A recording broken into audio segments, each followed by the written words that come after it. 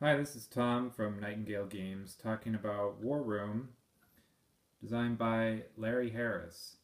And today we're talking about the 4 scenarios that are included with the base game and a little bit of strategy. So, spoiler alert if you want to discover these strategies for yourself. I won't be going into too much depth, but I just wanted to give an overview of the mindset of each nation and the problems that they face. Um, so to start off with, we'll talk about the scenarios. There is a two-player scenario called the Eastern Front, which is between the Germans and the Soviets. And you can see the front line along here. And so for the Germans, that doesn't include North Africa and any other German territories. For the Soviets, it includes all of their territories. Then there's a 3-player scenario, which could be played with 4 or fewer. But it's designed particularly for 3 players, and that's the Pacific scenario with Imperial Japan over here in orange and some of the Pacific Islands down here. It includes China and part of the UK, which includes Australia, India, and Iran, and so on. And then also the US over here, but not all of it. The eastern United States is considered engaged with the European War. So the Pacific scenario takes up this area, so to speak.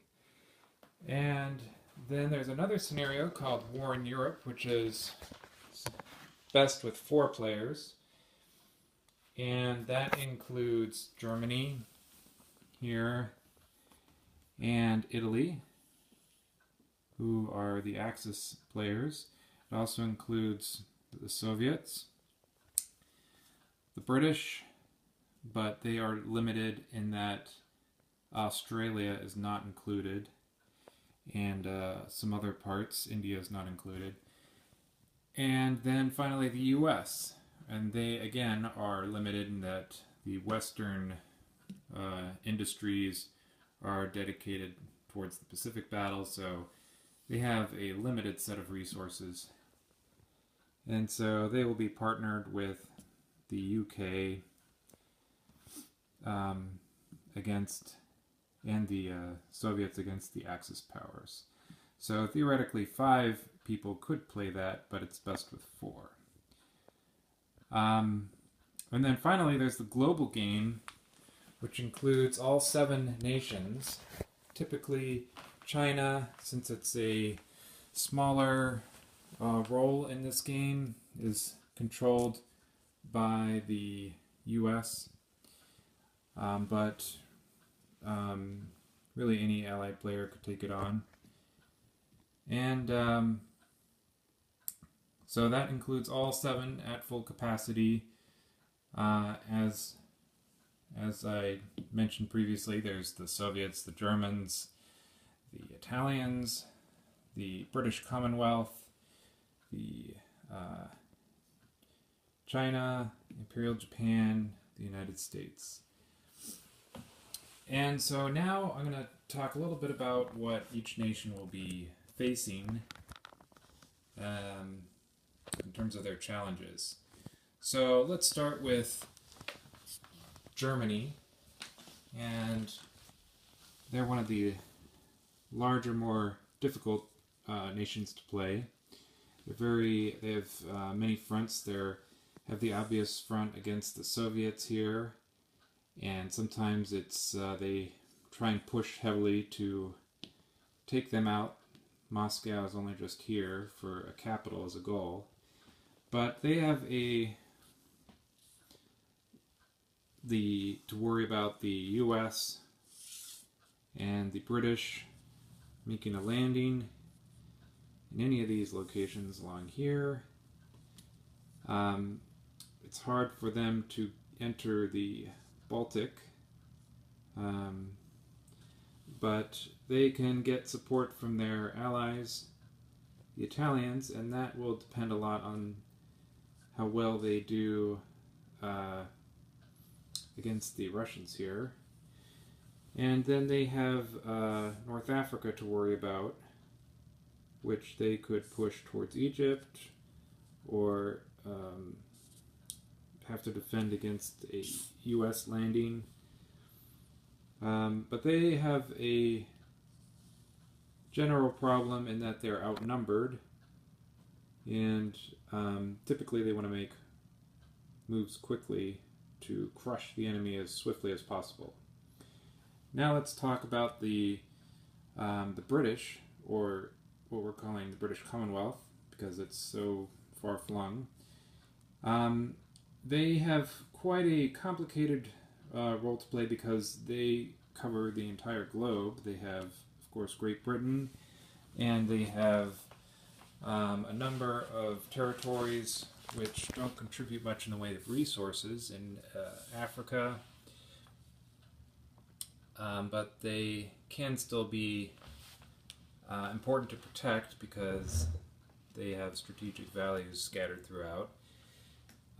Then you can see as we cross the Middle East, India is particularly important with 5 strategic value points. And then as we move over to Australia and the Pacific, there's a industry over in Eastern Australia, and oftentimes Japan might focus on Australia. And then, of course, there's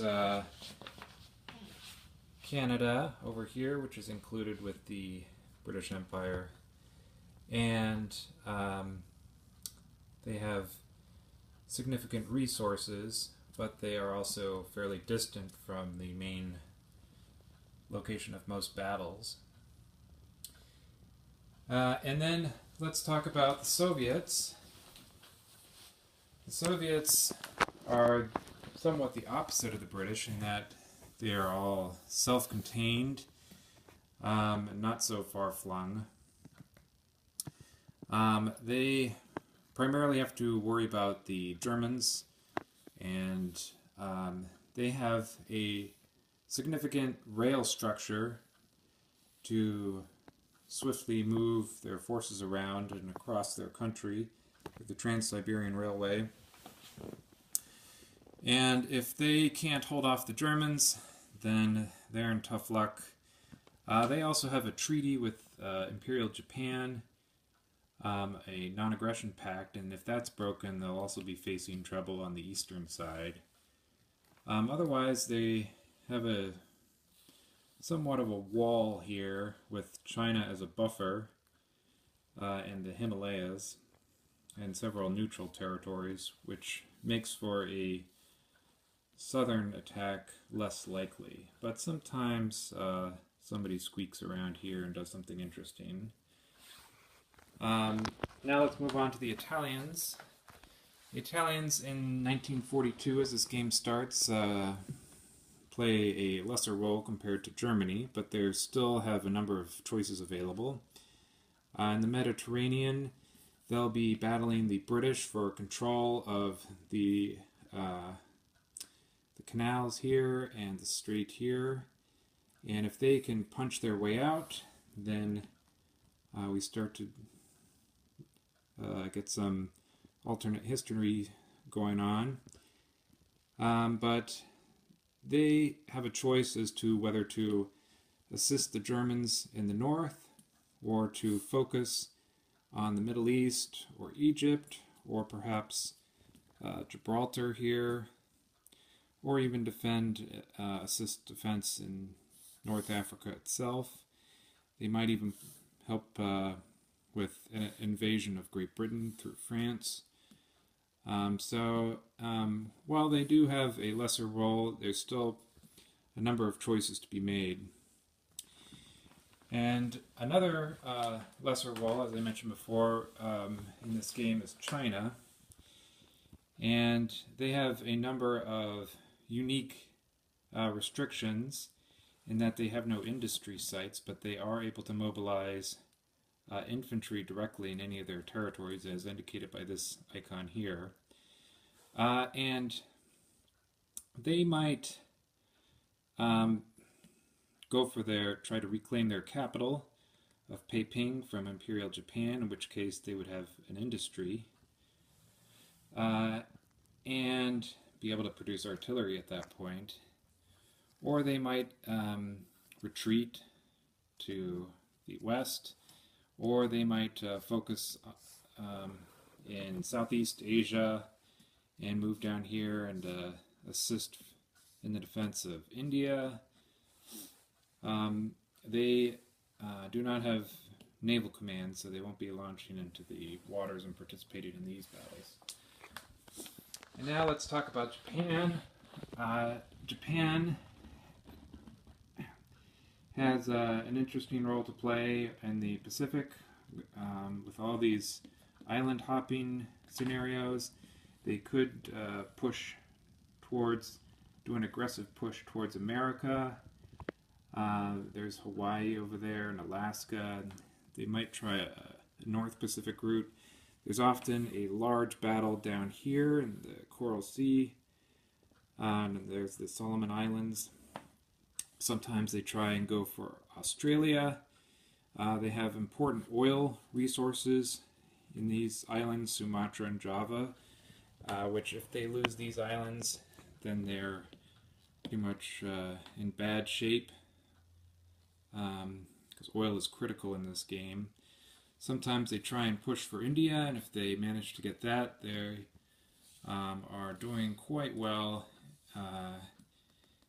in succeeding. Sometimes they focus early on crushing China as soon as possible. And then again, there's the Soviet Pact, which in some rare cases is broken and creates for some interesting alternate history there. So finally, the US, they are the farthest from the main battlefields, and they have a two-front war, which makes for some difficult decisions as to where to focus your strengths, unless of course you're only playing one of the scenarios, in which case that's already dictated. But they have a number of neutral partners to trade with, but they have enormous amounts of resources and industry capacity compared to the other nations. But it takes a little bit of time to get to where they need to go, but they have an advantage if the game runs long, unless somehow they lose their production capacity. They also start with a few forces down here and confront the Japanese with naval and air and the island hopping battles that go on. So that gives you a sense of the broad view of different types of choices they'll be facing. More videos later. That's it for now. Thanks.